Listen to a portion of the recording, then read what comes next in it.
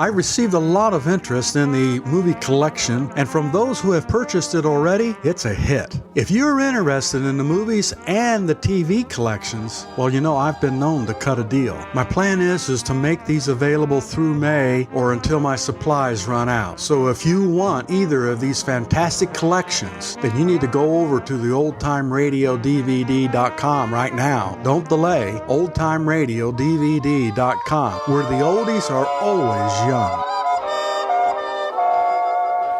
I was a communist for the FBI.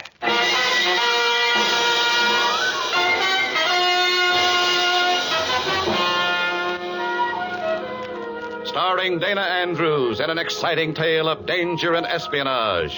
I was a communist for the FBI.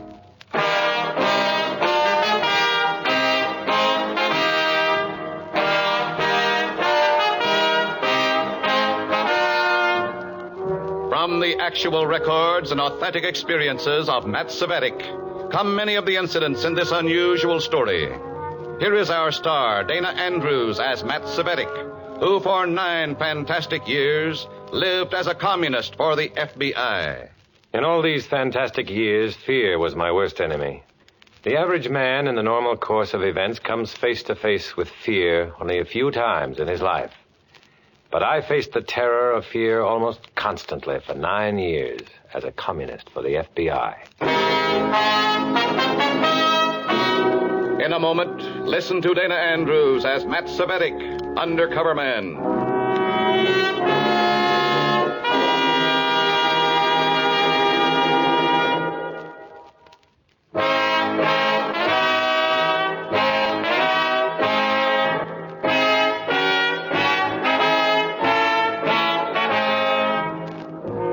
Here is Dana Andrews as Matt Cvetic, Undercover Man. This story from the confidential file is marked The American Kremlin.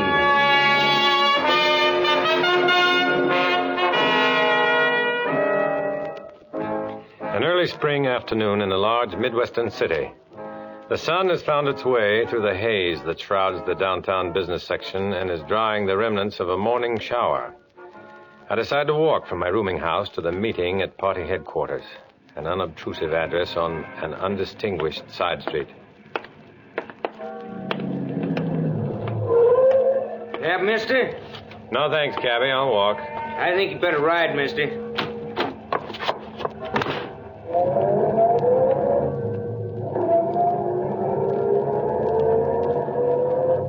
Pin 4 or 7? 7 is a lucky number. You're clear. No one following. Why the emergency contact? 2 top agents of the MVD have been smuggled into the country. Their job to close any loopholes in party machinery. Who are they? We don't know who they are, what they look like. But so far they've been efficient. Too efficient. 2 of our New York contacts have disappeared. There's a chance these agents are here right now. You see them, we want them. Now don't waste any time calling your contact. Anything to report? No. Okay, you can let me out.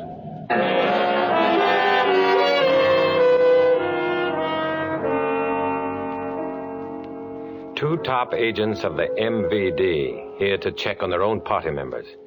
They're never sure of themselves or the people who work for them and with them. For how can you really trust a man who's a traitor to his own country?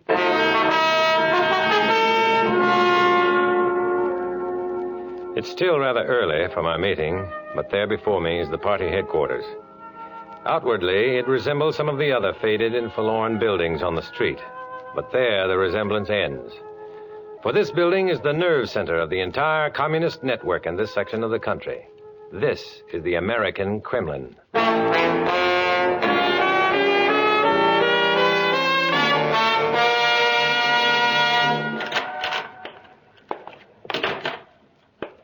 Comrade Barstow? Comrade Barstow! The door to Barstow's office is open. I walk in. Barstow? Not here. Beyond this office, the printing presses. I start to call Barstow's name, but the words choke in my throat. There, above me, dangling like a limp cord of an overhead light, hanging and swaying from a pipe which runs across the ceiling, the body of Comrade Barstow. I look around for the box or platform which he used to raise himself off the ground. But there is none. The floor beneath his swaying feet is clear.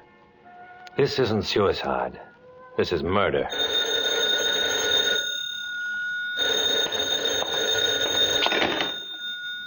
Hello? Yes? Is it done? Yes.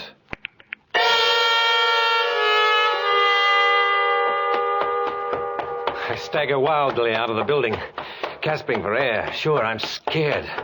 I didn't recognize that voice on the other end of the phone. Let's hope I wasn't recognized either. Why did I answer it? Call it an automatic reaction. A phone rings, you answer it. Just like you see a body swinging from a pipe and you know it's murder. Except in this case, there's a frame attached to it, and I could be the picture inside. I can't understand why the building is empty. The presses should be rolling a symphony of inky lies, and some of my beloved comrades should be at the door. Of course.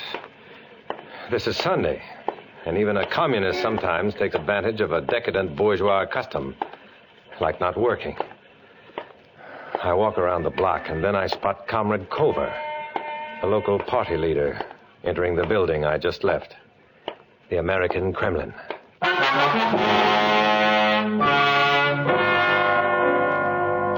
I wait about 2 minutes, and then I walk back in. Who is there? Oh, it's me, Comrade Cvetic. Quickly, lock the door and come back here.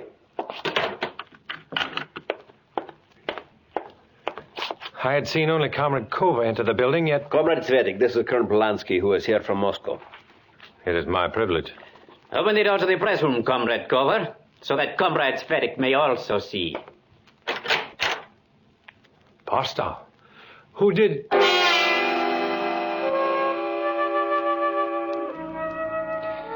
Either my eyes are playing tricks on me, or else I didn't get a good look the first time. For there, under the swaying feet of Comrade Barstow, is a box. Yes, Comrade Cvetic.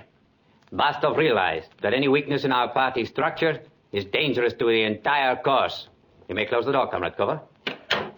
Comrade Cvetic, Colonel Polanski has asked me to recommend a man to take Barstow's place. I have recommended you. I'm here to serve. When the revolution comes, our strength will lie in the instrument of the workers, the trade unions. Your first assignment, Comrade Cvetic, is the shipbuilders' union in the Brooklyn Navy Yard. There's a train which leaves in exactly 40 minutes. You will be on it. Your contact is the waitress in the King Street Diner. Her name, Millicent Johnson. Comrade Cover here will give you specific instructions.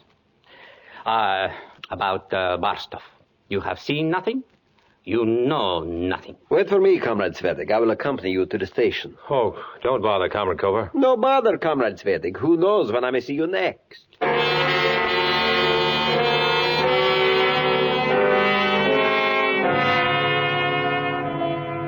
He helps me pack. He helps me find a cab. He's too much of a help. He's right with me as we enter the railroad station. I buy a ticket, look at the clock. There's less than 10 minutes to train time. 10 minutes in which I should get to a phone and tell the FBI that one of the two MVD agents is right here. But how to do it without arousing suspicion on the part of Comrade Cover, who is being most solicitous and most comradely. Comrade Cover, will you watch my bag while I wash my hands? Sure, go ahead.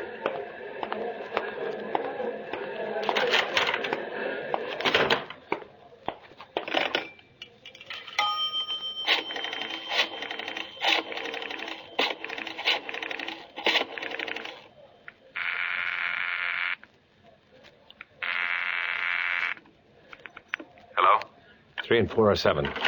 Comrade Cvetic, whom are you calling? Oh, I was just checking the time with Meridian.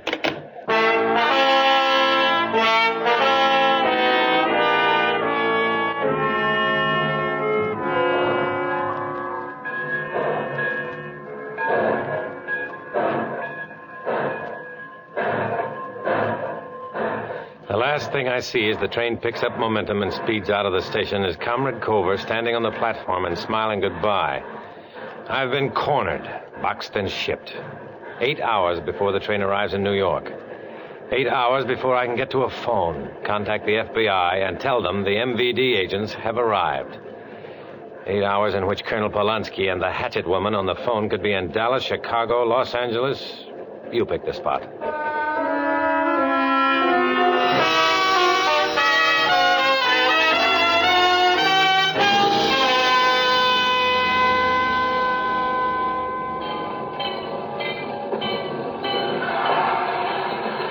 Penn Station, a canyon of noise and activity. I disregard the porter with the outstretched hand waiting to take my bag and head for a telephone booth. I call home to my FBI contact and reverse the charges. Hello? What are you doing in New York? I'm on my way to the Brooklyn Navy Yard, replacing a local comrade who was killed. Details? August Barstow, party courier. Murder made to look like suicide. The body was still hanging in the press room when I left 8 hours ago. Be careful how you check it. I don't think anybody knows except myself, Comrade Culver, and one of the 2 MVD agents you're looking for. Name? Colonel Polanski. I think his partner is a woman. What's my Brooklyn contact number? Your Brooklyn contact number is...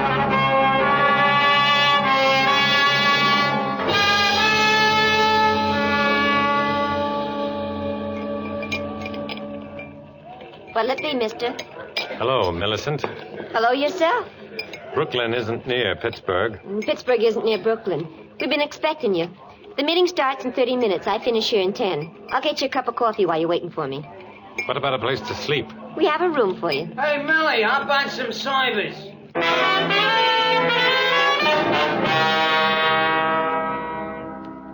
Brooklyn headquarters is an innocuous 3-story brownstone, a couple of blocks from the waterfront. A converted rooming house which boards all the local agents. I'll be under constant surveillance here. Is this by design or accident? Ah, Comrade Millicent. Come in. And this is... Comrade Cvetic from out of town. How do you do? How do you do? Where is Comrade Aachen? She's due here any minute. She, Comrade Smith? Yes, Comrade Hedwig Aachen, one of our most brilliant party members. Direct from the Stalin Institute. Are you discussing me? Ah, Comrade Aachen, this is Comrade Cvetic. Where is Barstow? I'm taking his place. Comrade Smith, how did he get here? Comrade Millicent brought him. How do we know he's not an FBI spy? He identified himself correctly? So, but how do we know? Well, this is childish. You can check me whenever you please. I'm here to carry out a mission. Which is... The Shipbuilders Union. I'm satisfied. Comrade Millicent, you have contacted one of the union men? Yes, Hans Martin. He's been a party member for 2 years, and he's anxious to do what he can. Comrade Cvetic, this is an important union. They are at work on some vital naval projects. So far, we have only been able to win over Martin. But one man in there is not enough. He will help you join the union. When do I meet Comrade Martin? He comes into the diner every day before his shift, around 3:15. You be at the diner tomorrow, and I'll introduce you.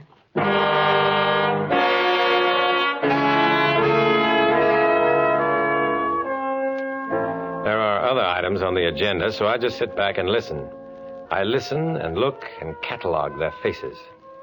What is the connection between Hedwig Aachen and Comrade Barstow? Was she the voice on the phone? There being no further business to discuss, the meeting is adjourned.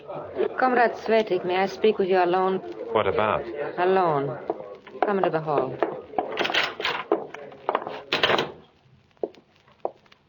What's on your mind? Why did you kill Barstow? What did you say? Why did you kill Barstow?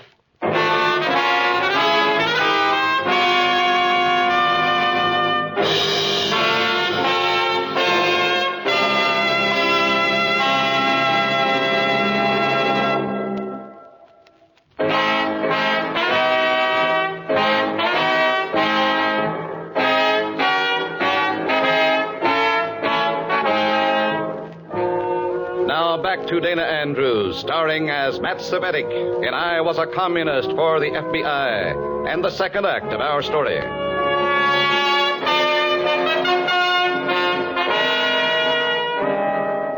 This was it. Fear again. Fear projected by the cold, deadly, accusing voice of Comrade Hedwig Aachen. Why did you kill Barstow? I had to stall for time. The best defense is an aggressive offense. I grabbed her arm and replied, What did you say? Why did you kill Barstov? Let go of my arm. You're hurting me. Come on. Let go. Let go. What is the meaning of this? Come on, Comrade Ocken. Repeat what you just asked. You fool. I said repeat what you asked me. I will hear it from you, Comrade Cvetic. She asked me why I killed Barstov. Comrade Ocken, you place yourself in a very bad position with such a question. How many times have you seen Comrade Barstov? And under what circumstances? Was there a romantic attachment Comrade between you? Smith, you exceed yourself. Comrade Smith, perhaps Comrade Ocken's suspicions might be alleviated by a long-distance phone call. And you might ask Comrade Cover why Colonel Polanski recommended me. Colonel Polanski? Comrade Smith, I wish to withdraw my charge against Comrade Cvetic. Good night.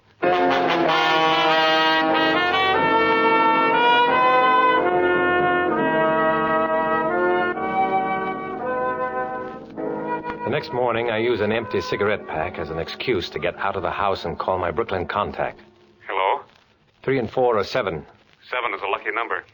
Have you made contact? I'm living at local headquarters. Nothing to report as yet. Did you hear from out west? Party headquarters had a visit from the local building inspector, but everything was in order.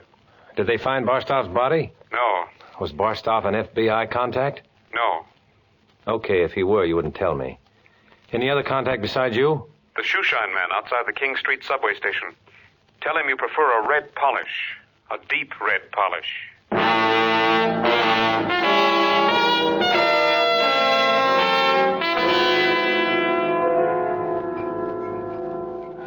3 o'clock, and I'm sitting at a table in the corner of the diner.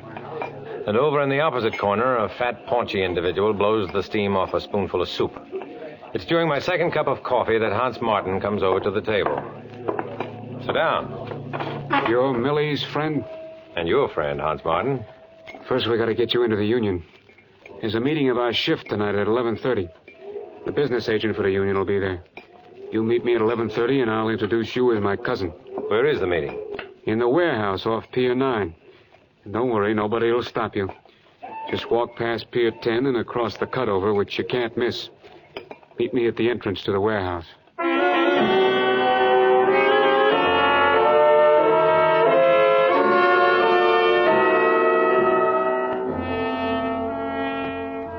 I walk out of the diner with Hans Martin. Walk him partway back to the pier.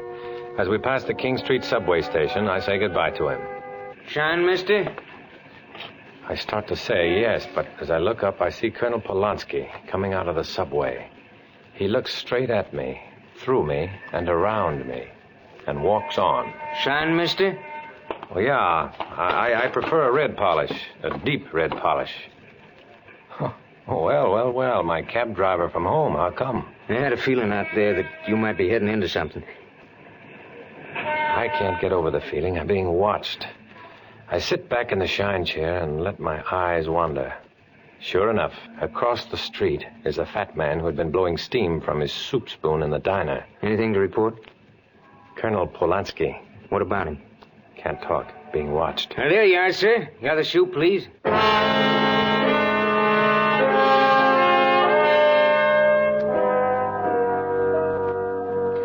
As I walk away from the shoeshine stand, I notice that the fat man has disappeared from the doorway. Rather than walk the 4 blocks back to the party headquarters, I take the trolley. Was the fat man really watching me? Did I do anything to give myself away? Oh, nuts. I'm falling for the old commie trick that the guilty man will always worry. The innocent man will only be confused. As I start up the stairs to the 3-story brownstone, I turn around and freeze. There, across the street, is the fat man. I shut the door behind me and run up the stairs into the meeting room. Ah, Comrade Cvetic. Colonel Polanski. What is it, Comrade Cvetic? You look perturbed. I think I've been followed. He's right across the street. Who? The man who's been following me. Look. Polanski and Smith cautiously move across the room, and through a parting in the drapes get a good look at the fat man standing on the other side of the street. Comrade Smith, will you leave us alone? Yes, Colonel. Well, this is no laughing matter. Easy, Comrade Cvetic, easy. I watch as Colonel Polanski lowers and raises the window shade twice, and then see the fat man across the street come up the steps and into the brownstone house. A minute later, the door to the room opens again, and he waddles into the room and smiles at me with the lower part of his face. His eyes can never smile. Commissar Turin, this is Comrade Cvetic. Commissar, I'm honored. So, it is you who have taken Comrade Bastov's place.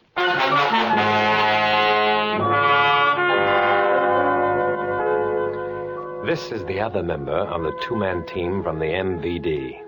This is the voice on the telephone. I watched you handle your contact in the diner, and I'm very pleased to know that we have such workers in the party. Good. Comrade Cvetic, what have you arranged?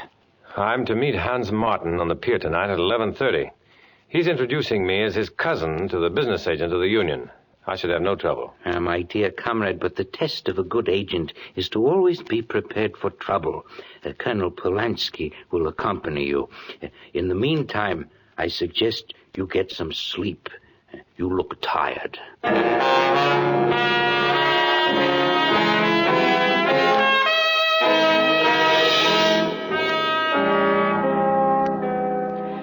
At exactly 11, Colonel Polanski knocks on the door of my room and takes me down to the car he has rented especially for the occasion. He opens the back door for me, and there is Commissar Turin. Oh, come in quickly, Comrade Cvetic. The night air is a bit cold.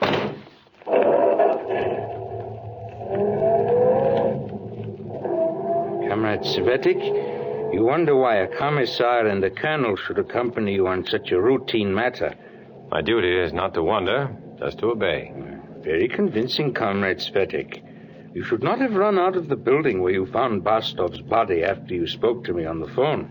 Oh, yes, do not look startled. It was you. And you should not have entered the building a second time and acted as if it were the first time you had seen the body of Comrade Bastov. And finally, you should not have called the FBI. This is some sort of joke. I don't get it. Oh, come now, Comrade Cvetic. Spy, traitor, fascist tool of the FBI. Let us put an end to pretenses. If as you say, I am an agent for the FBI, why do you accompany me to my meeting with Hans Martin? Why don't you just kill me now? You have an appointment with him. If you do not appear, he will ask questions. Commissar, we are approaching Pier 10. Turn your lights off. Why was Comrade Barstov killed? Let us say he served the cause. Served the cause? Yes. To trap any traitors in our ranks. And we did trap you, didn't we? I shall put it all in my report tomorrow. Moscow will be pleased. Bear in mind that Colonel Polanski and I are both armed. Now we shall get out and keep our date with Hans Martin.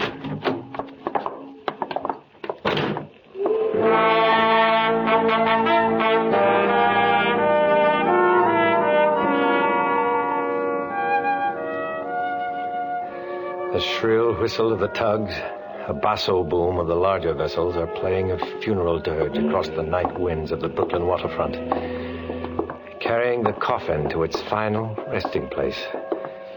You think you get accustomed to staring death in the face, only...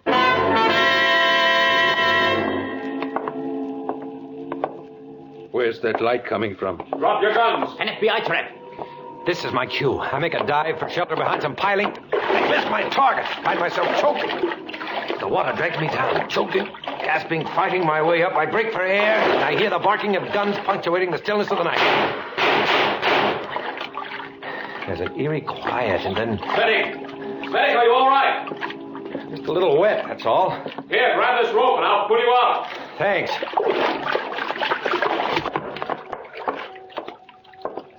Where are Turin and Polanski? We've got them. Are they dead? I don't know. The boys will find out. How did you manage to get here? We've had a stakeout on local headquarters ever since you arrived. The shoeshine man reported your contact, and when you got in the car tonight, we just followed. Did anybody else know of their suspicion? I don't think so. But I'm supposed to meet a party member on Pier 9 at 11:30. What time is it? Well, that's the 11:30 break now. What do I do? Tell him you slipped and fell overboard to explain your wetsuit. We'll take care of Polanski and Turin.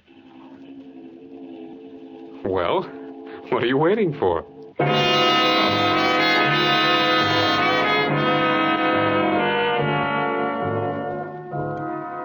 As I make my way to Pier 9, the calm of the waterfront is as before. As if those gunshots had never been. As if Polanski and Turin had never been. But there will always be more Polanskis and more Turins. For this fight I'm in is a lonely fight. An undercover man who must forsake his friends and family for the false friendship of the comrades in the party. I must continue this fight alone. As I walk alone.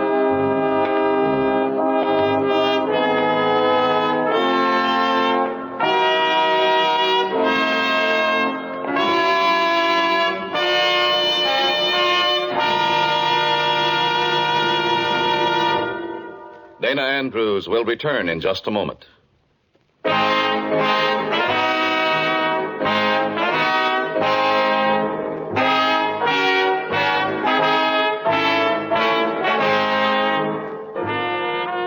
This is Dana Andrews with a word about the story you've just heard. In this episode, as in all others, names, dates, and places are fictitious to protect innocent people.